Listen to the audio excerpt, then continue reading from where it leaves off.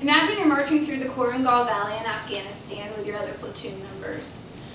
You're tired, you're going back to base after a week-long mission. You miss your family, you're exhausted not only physically but mentally as well. And you're tired of constantly having your life threatened all the time. Suddenly, about a dozen Taliban members off of the ridge to your left emerge and start firing their weapons and launching their grenades at you. Suddenly, all of your other soldiers around you start firing their weapons and launching grenades back to them.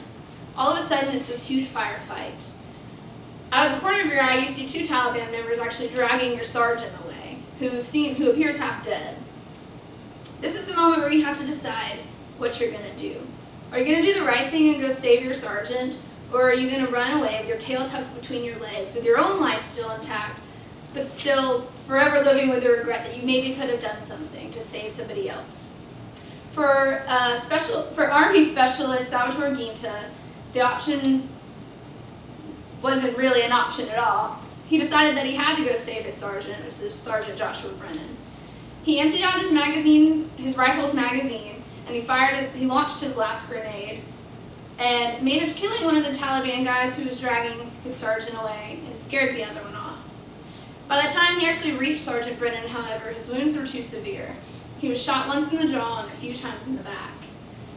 He was able to take care of Sergeant Brennan until the helicopters came and took him to a trauma unit in one of the bases nearby. However, it was too late for Sergeant Brennan, and he wasn't able to make it. Salvatore Ginta claims that he didn't do what he did because he felt some sort of honor or some sense of pride for it. He said he just did it because that's what he would want somebody else to do for him. So, on November 16th, President Obama actually awarded Salvatore Ginta with the very first Medal of Honor since Vietnam War.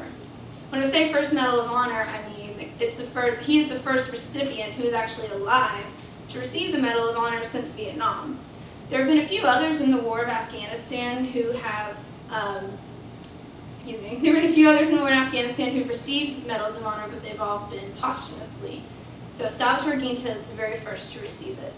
I believe it's important that we recognize these men and women who are doing such courageous things overseas for us all the time, so that I can stand here and deliver this speech, that I can have dreams of finishing my college degree, starting a career, starting a family.